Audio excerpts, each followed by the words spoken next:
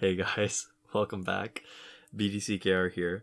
This is season 9, episode 43 of our weekly Q&A videos. We've got the cat sort of meowing outside the door. You might be able to hear that, but I guess it depends on how accurate the microphone company is in describing what the pattern of the pickup is, because we can hear him. Yeah. So yeah, we'll see if we've got a guest on this episode. Yeah. But he talks a lot. He does talk a lot now. Yeah. Well, okay. Anyways. All right, so the interesting thing is that apparently cats meow as kittens. Mm-hmm. And so that's the way they communicate with their mother.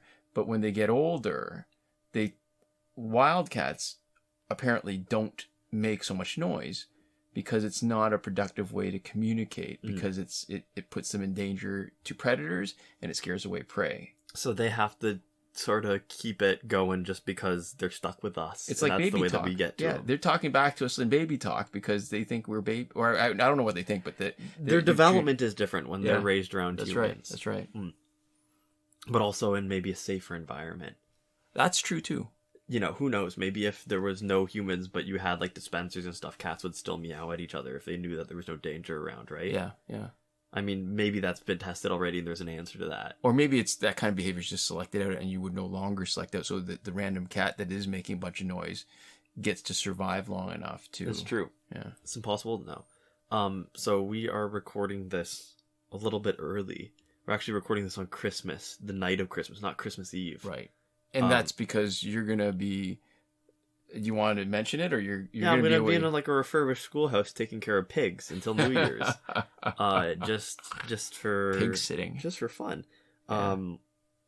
But anyways, we've got other stuff to talk about, which is we want to get some questions in. This is going to be a little bit shorter, but we just watched a movie today. Yes, Glass Onion and Knives Out story, and you've seen the original Knives Out. I did. I've seen this movie. Yes. And my leg up on you on this movie is that you fell asleep in the middle of it, so I've seen all of this movie, and you've only seen a chunk of it. Which is true for a lot of movies. I don't know what it is. There's something's going on where I think it's typically when I'm a little bit sleep deprived, and I shouldn't be because I'm getting lots of hours. And I think part of it is that I've got a few sort of nagging physical aches and pains that are maybe keeping me from sleeping properly. Yeah, whenever you sit down in front of a movie, though, and it's in our home, you fall asleep during it. There's been a lot of very few movies that you haven't fallen asleep to. Right. So I want to talk a little bit about Knives Out, only because I've seen some very conflicting comments, like strong comments about whether people enjoyed it or not. Yeah. Or whether the artistic merit of the movie, anyway. Sorry. Yeah, so I liked it a lot. Yeah. How did you feel about it? Oh, I enjoyed it. I think the criticisms that I'm seeing of it are that it fails as a mystery, which is it has a lot to do with when you read or watch or consume any kind of content that is a particular genre. There are genre conventions that people expect, and when you present yourself as belonging to that genre, you open yourself up to really disappoint people if you either ignore the conventions or you subvert them in a way that is unsatisfying compared to, say, what people's expectations are. Yeah, so I think Knives Out, or Glass Onion, I should say, works really well as just sort of fun. Yeah. I think there's a lot of genres of movie that have sort of mystery, and the way that they're played out, there's no real way for you to guess them in advance. Right? Like thrillers often have these sort of twists and turns. Right? And sometimes, the reason why you can't predict them in advance is because literally the twist is a plot point that hasn't happened yet. Right. But I think, so when you're talking about genre convention, with Knives Out, it's a mystery, or Glass Onion specifically, it's a mystery, but it's really hard to put the pieces together yourself. I would say there's a lot of it that's pretty much impossible. There's I think it's impossible because there's elements to it. So, all right, maybe we should have like a minor spoiler. I'm going to try to not get into the actual specifics of it, but I think a lot of the clues aren't really there. You get sort of that kind of, what's that movie? The famous, is it Rashomon? Where they do the same sort of events from different viewpoints. Yeah. So you get different information. So there are elements of the plot that aren't given to you until you revisit them. Yeah. And they add a little bit of like a few extra seconds here or a slightly different perspective here. Yeah. So that you see things in a slightly different light, but also with more information. What Glass Onion does is it has you like recontextualize stuff a Right. lot. That's okay. So that's the key, right? If anybody's read Hyperion and Return of Hyperion, the beauty of it is, and I know people who actually really did not like Fall of Hyperion, like really well-read, critical, thoughtful readers who loved Hyperion and hated the Fall of Hyperion because of that recontextualization. So it changes everything that you thought you knew. Mm-hmm. But you couldn't have known that was the case until you actually read it because there were no clues to tell you what was happening. Yeah. And so I think it's like fun. It's really engaging. I think if you treat it like a thriller and not like a mystery, right? I think you're definitely not going to walk away from it.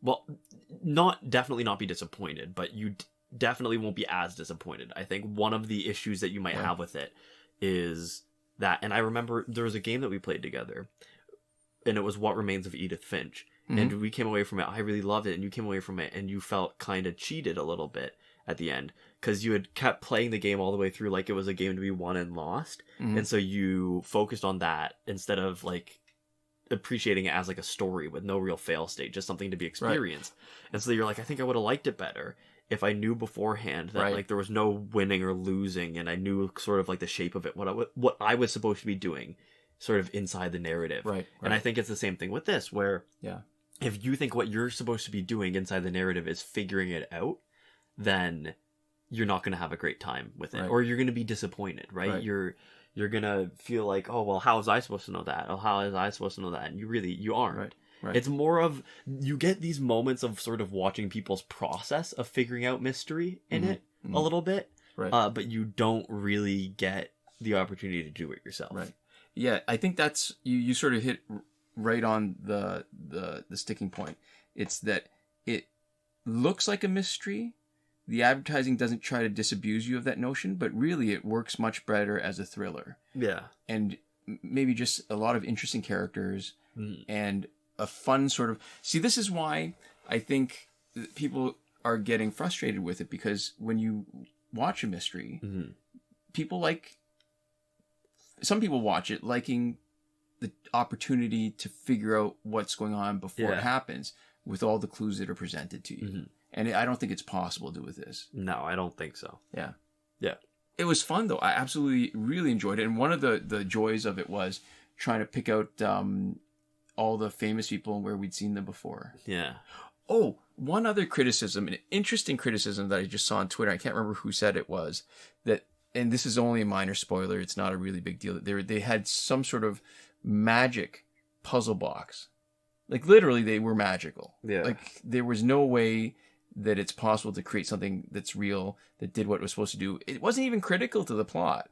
Mm-hmm. Like, they could have done without it, but they stuck it in there. And it's in like the first 10 minutes of the movie. Sure. And people found that was one of the big criticisms of this particular person. I thought, it's interesting because I don't even care. Yeah, it's a movie that is very much interested in aesthetics and vibe, potentially more than it is interested in complete and total sort of accuracy and faithfulness. Right. Which is fine, right? Like, it's got a really strong sense of sort of style to it. Yeah. And my impression of the original Knives Out is that it was the same kind of thing. That it had a sort of visual flair. It felt like it was very visually like creative. It wasn't just sort of utilitarian with it. Yeah. I think it had a lot of similarities too in terms of plot, where you end up revisiting the events over and over again from a slightly different perspective, and you get a little bit more information each time. That exactly what you said earlier, it recontextualizes everything. So it changes your understanding of what happens, and you couldn't have understood it differently unless you were just very creative and had made a guess with no basis at all to figure out what was happening. And I don't know about over and over again. I would say it's more that you see events sometimes multiple times, or sometimes you see it to recontextualize it, and then sometimes you see events sort of with more complete information when people are like talking about what happened. Right. It's not a ton. You know, that kind of almost gives it the sense that it's like looping the same events over and over for you. It's more of It's more sparse than that, Well, right? There's bits here and there where you see it again, but there's a huge amount of sort of If it was a mystery, but see, this is the reason why I say that though is I think this is where people diverge in their opinions of it. That when you go back, if they'd gone back and just revisited those specific things, in the exact same way, it would have worked for people who wanted it to be mystery. Mm-hmm. The reason why it was those sort of crucial moments with new information. Yeah. Right. And so that's why it's not even necessarily so much an important, it is actually, it's an important part of the point, or the plot, but it's an even more important part of why I think we have such a conflict in how people feel about the movie. Like, lots of people like it. Mm-hmm. And then there's a really vocal, very literate, articulate minority that really hated it. Mm. Yeah, so that was interesting. Yeah, so but I thought it was a lot of fun. Oh, I enjoyed it a lot. Yeah, it was definitely worth the time.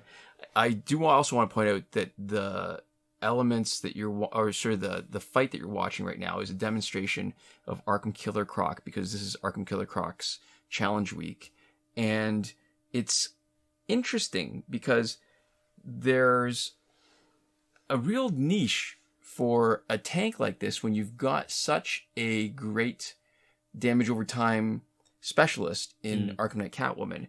And you can see it. There's every once in a while there's sort of the perfect fight where Arkham Killer Catwoman knocks out the first person with their special 2 and has enough damage left over. Arkham Killer Catwoman? Arkham Knight. You know what the problem is? Arkham Killer Croc. Yeah, I got so AKC. I practiced so much to get that right because everybody else AK means Arkham Knight. Yeah, you Arkham Knight Croc. Yeah, Arkham Knight Croc. So what was I saying? So because Arkham Knight Catwoman, if you hit the sweet spot where you knock out the first person, you have enough hits left over to start the bleed on the second opponent. Yeah. And then you do another special 2 on the second opponent and finish the bleed on the third. Yeah. You end up with doubled up. Oh, and actually, because we've got Quake Engine, we've got doubled up damage over time. Yeah. And they bleed out like a stuck pig. It's fast. And it's beautiful because Arkham... I was going to say Arkham Knight Croc. Arkham Killer Croc is... It can just sit there and wait. And he can end up knocking them out with really no effort at all. Like just sort of like that, the proverbial sneeze, and it just knocks them right out. I love that. Great team. There's a huge amount of synergy when you've got Arkham Knight Batgirl, Arkham Knight Catwoman, and Arkham Killer Croc to just clean up. And part of me thinks that this would be, if there weren't those kind of limitations in Survivor, where sometimes you can't use special 1, or you can't use special 2, or you have no control over tag in, tag out. If it weren't for that, this would be a super team, because Arkham Knight Catwoman does so much bleed damage that it not only bleeds out the opponent, but it also makes them more vulnerable and more sensitive to hits. Yeah. So there we go. Our first question of the week, and we probably only have time for this one, maybe one more, comes from Cameron107, and they say, I'm not sure how interesting of a question this is, or if this is worth discussing in a Q&A, but I'll take this opportunity to ask it. How exactly does the Brandished Ninjato work? I know it absorbs splash damage, but I still don't know how. Does the equipped character need to be tagged in for it to work? Does it even reflect the splash damage it absorbs, or is that only for direct specials? And if it does absorb it, does it reflect all of it, or only the damage that it absorbs, or that it doesn't absorb? I'm sorry if my question isn't structured well, I'm just very confused by this gear. And that's fair. I think the phrasing is a little ambiguous. Yeah. So let's read sort of the description first. And I just want to, in my defense, I took a few notes, but I took a few notes when this question came up a few weeks ago. Like, we were sort of working with our little backlog of questions. Yeah. So it's not as fresh in my mind. But I did read through it, play around with it, took a look at the wiki to get a better feel for both the answers and just trying to figure out what the questions are. And because sometimes you ask the question that if you don't really understand it, sometimes you're asking a question of what you think you know or don't know. Yeah. And there's actually an element of a different kind of question that would be more illuminating, right? That would help you understand things a little better. Yeah. So the gear description is, and I'm just going to read it maxed out. Right. So when it's maxed out, you retarget 90% of enemy AoE, area of effect damage, to wielder of this item with a 50% damage absorb. You get a 40% max health increase, a Nightwing ability, which is reflect 16% damage, and then give 300% of received AoE, area of effect damage, as power. Right. Okay. So let's, we'll just go through in order, even though some of them are really easy to understand. All right, so the normal splash damage gets reduced to 10% for those people who would normally be getting splashed. Yeah. Okay? That's the first part. The other 90% is reduced in half, and the person who's got Brandished Ninjato will take what should have been that normal splash damage. Yeah, so if you think about the splash damage as like 100%, right? Right. The other people who don't have it get hit with 10% of it. Right. And the person who has Ninjato gets hit with 45% of what the full splash damage would have been. So that's if they're off screen, they get the splash damage. If they're on screen, they get the splash damage. Yeah. So they actually take a little bit more damage if they're in front of you. And they get a little bit less damage because they'll get the 10% that they would have. They'll get 45% of the rest of it. So it's like a total 55% of the splash damage if they're off screen. Yeah, so because if they're active, it would have hit 2 other people. Right. If they're in the back, they would have been hit without this gear. They would have been hit with 50% of the splash damage. In this way, they're only hit with 45, and it just reduces what the other person is hit with. Or does the numbers work out exactly like that? I don't think it's quite like that. No. I think it's just that you pull all of it into you, like it's per person, right? Yeah. So they'll still get, so they would have gotten, if they're off screen, they would have gotten, let's say the splash damage was whatever number. You take that 100%, it reduces to 10% for what the gear reduces to 10%, and the remaining part of it is reduced to 45, so they get 55% of what the splash damage should have been. But the kicker is, I guess we can skip ahead, is that the percentage of health they lose is when it's 300% of received area of effect or splash damage as power. You multiply whatever the health bar is, like what percentage of the health bar, you multiply that by 3 to get the percentage of power gained. So if you lose a third of your health, you get 100% or 3 bars of power. Yeah. The 40% health increase, that's pretty straightforward. Reflecting 16% damage. I'm pretty sure that actually works both on and off the screen. So the amount reflected is reduced by blocking, but the amount reflected is not reduced by passes or gears. So if you are off screen and you are taking damage because of splash damage, you are going to reflect some of that. Yeah, but how much? 16%. Yeah. Right. And so the equipped character does not need to be tagged in for it to work. But so the question is, if it's not reduced by passive or gears, does that mean that you're reflecting more? No, I mean that. So let's say your gear is meant to reduce the amount of damage that you take for basics or specials. Yeah. The reflection happens before the gear reduction. Okay. So does the reflection happen before the gear reduction on this gear? Before it reduces the retargeted AoE damage, or no? Because that step has to happen before you even get hit with the AoE in the first place. Ask me again, so like I can break down exactly what you're saying, because I'm trying to keep track, because we're jumping around a little bit in terms of once, twice, like it's like functions. So let me put it this way: if you get hit with area of effect damage, yes, you are going to reflect a little bit of it. Yes. Are you reflecting what the full AoE damage should have been? Only actual damage. So it's after it's reduced. Yeah, after it's reduced. But I'm talking about like if you're in the face of it. So it's separate from the AoE. I'm talking about direct damage. Yeah. If you're facing it, the calculation happens after blocking, but before gear and passive effects are taken into account. Okay. Right. And so the other questions, if we say, does the equipped character need to be tagged in for it to work? No. Does it even reflect the splash damage it absorbs, or is that only for direct specials? So reflection can only happen... Actually, maybe the splash damage doesn't, because I'm thinking... Yeah, actually, you know what? I think I was wrong about that. Like, I'm trying to keep track of all the different stuff. So it's the reflection is only the person who's in the fight. So you need to be the person in the fight. You can't be on the bench and reflect damage. For that part to work. Okay. Yeah. And if it does absorb, does it reflect all of it or only damage? So that's really, like I said, this is really, I totally get why Cameron is saying that this is confusing, because even after looking at it, we're a little confused too. So, but the interesting part that's actually even more confusing and more difficult is how some of the elements keep on working. So there's a really interesting synergy between one team having Master's Death Cart and one team having Brandished Ninjato, where because Master's Death Cart does damage over time, it does area effect splash damage like damage over time, where it takes off. Each time it's redirected to the holder, it's special damage. They're taking more.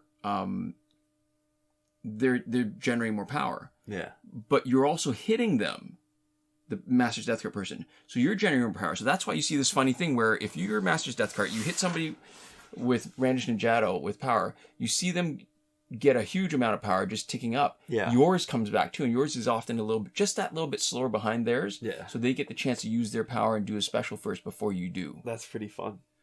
Not for me. It's not when I've got Master's Death Cart. It's a little funny, I should say. Yeah. So the key really is, because they still take a bunch of damage from your special, if they're right in front of you, you just gotta hope that they do enough, that you do enough damage to knock them out, so that whatever power they're generating doesn't come back to bite you in the bum. Okay. So there we go. That is pretty confusing, but that's our best attempt at an explanation. Yeah. It turns out I knew less about it than I thought I did. This is not a gear that I looked into much, so I had some questions too, Cameron. So definitely. So all right, so maybe let's recap this stuff. All right, so we talked about the elements. Do they have to be tagged in for the effects to work? No. Does it reflect damage? Only direct damage, not splash damage. I was thinking incorrectly about it, but the more I think about it, it actually doesn't reflect splash damage. Because you need to be in the front for it to work. But if you're in the front, the redirected splash damage, if it hits you while you're tagged in, does that reflect or no? Say that again. If you're tagged in, if you're currently the person in the fight, yes, and the splash damage is getting redirected to you, yes, and your Nightwing, does that reflect? Oh, I don't actually know about that. Because the reflection would be back to your partner, right? You're pulling it from your partner. Yeah. You're pulling it from your teammate. Yeah, so but you're taking damage and you're in the lead slot. So does that damage reflection go through or not? Oh, that's interesting. I need to pay attention to that again, because it would show you we need to fight somebody with splashing. You do like a mirror match and then swap in. Yeah. Yeah, and then give somebody like a first special, right? Because it would tell you if you'd be seeing some red numbers on you ticking away. You'd have to, but it's splash damage, not damage over time. Right, so that's hard. But the Master's Death Cart would be that splash damage, true. Right? So it is happening over time. That's true. So you need to give somebody Master's Death Cart specifically. Yeah. Maybe we need to do more testing. Well, I guess the problem is, too, when I'm in the middle of a fight and that's happening, what I'm more worried about is I'm looking at the power and seeing how fast I can use it before Nightwing uses his. Yeah. And I lose track of whatever else is happening on the screen except for that one. Like, I have this This is why we need the footage, so that we can actually review it. But that's tough. That's tough. So we don't have all the answers even. We're not 100% sure still. Yeah. Okay. It's good defensive gear. Yeah. Yeah. So there we go. Yeah. This is maybe the least sort of expert opinion you could get. Yeah. Because it turns out that it's tough. So I guess there's a difference, I guess, in terms of the analysis. Like, we pride ourselves on being reasonably good at the fighting, but in terms of the nuts and bolts, it's like that. Remember we were talking about how when your stats increase and they don't increase enough to make a difference in the fight? Yeah, there's like the just noticeable difference where if like an enemy has like 100 health, anything between, 33 where you're killing them, or 34 where you're killing them in 3 hits, right, and 50 right, doesn't matter at all, right, that whole range, 34 damage to 50 damage or to 49 damage is exactly the same in terms of practical outcome. So in this one it's so hard because that like reflection is such a minor part of your outcome that it's hard to track it, because it doesn't make a difference probably like the vast majority of the time, and when it is, you're not really noticing it. So I think the biggest change we touched on this last week, that as the community's matured and there's fewer people playing, there's still lots of revelations and interesting things that are happening. The difference is way back in the day when there was a lot of people playing Justice, there were more people who looked into like the more precise numbers. Yeah. And unfortunately, what you're stuck with is us, where we don't necessarily look at the precise numbers, but we're more interested because we spend so much time playing. Yeah. That it has to do with more practical outcomes. Right. How much of a swing it's going to make in the outcome of the fight. Mm-hmm. So yeah, that's our bad. Yeah. And I think that'll probably do it for this week. Yeah. So hopefully next week, maybe because you won't be around. So maybe I don't know if you'll have even internet. And if you do, maybe we could try. But if you don't, what I might want to do is like a multiplayer team. I will have internet. I'm not confident about the quality of it. Okay. There we go. I'd like to give a shout out to Eliza Caton. No middle name this time, no nickname, just Eliza. Shout out to you. And we'd also like to give a huge thank you to all the folks who support us on Patreon. That would be Bomble Ben, Consul Peasant, and Edwoon at the top tier last word. Sinemac and Mohammed Albshaiti at the Your Message Here tier. Our new patron, Drew Chapman, plus Shawn Farrell, Daniel Simonson, Aaron Maule, Michael DeVries, Brandon C., Irvin Ruiz, Eddydoo, Hoshi 127 at the credited level, and Chris Wolf, Scarlett Danny, Austin Gamer 241, Pavu RS, and Gavin Malott. Gavin Malott, and Isfar E at the gratitude level. Mm-hmm. Thank you so much for your support, and we'll see you next time. Komoda.